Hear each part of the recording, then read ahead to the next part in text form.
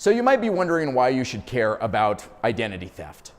And I thought I would share my story of losing basically everything so that maybe you won't have to.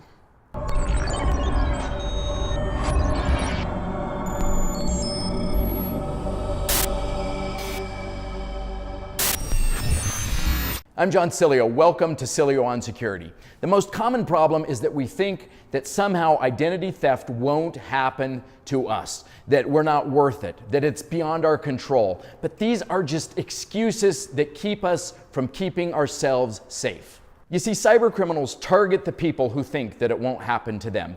They are the low-hanging fruit, easy to pick because they haven't taken the steps to protect themselves.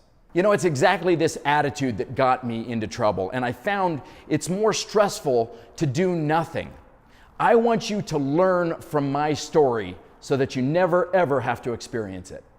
The first time my identity was stolen, it was by this crime ring called the Cashmen. They dress up like trash men, drive around your neighborhood in a garbage truck, take the bags off the curb, back to a warehouse where they filter through them for little bits of your identity. In my case, a woman, Rosemary Serrano, purchased my identity off of the internet and used it to buy her own new home in a completely different state. Now, when she could no longer make the payments because she had drained my accounts, she defaulted on that loan, she declared bankruptcy in my name, and left town to commit crimes as John Sileo. So after this happened, I took basic steps. I bought the shredder, I did a couple of other things, but I didn't really apply it to the rest of my life.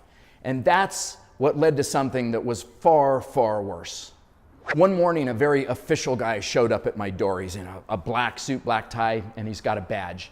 And he tells me that I am being investigated for the theft of $298,000. But in reality, I'd done nothing wrong.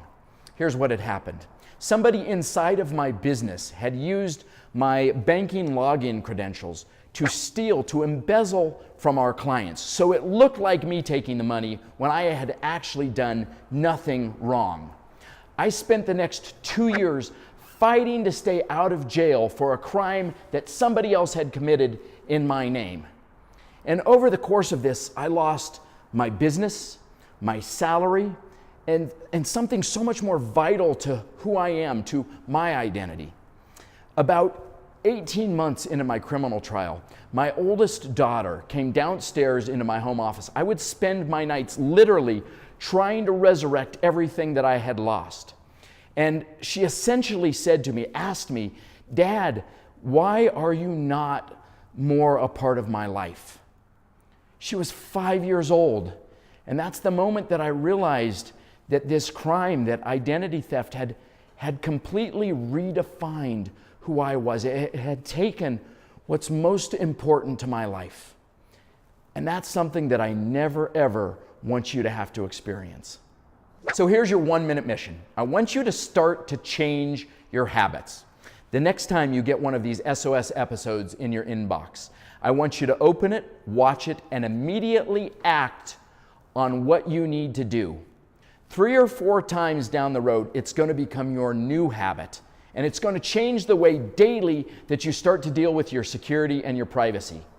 And then I want you to do this. I want you to call the person who subscribed to these videos on your behalf. And I want you to tell them that you have taken the steps so that they can congratulate you for starting to change those habits. Listen, you've already started to change your habits. I just want to keep the ball rolling. So join me next time for Sileo on Security.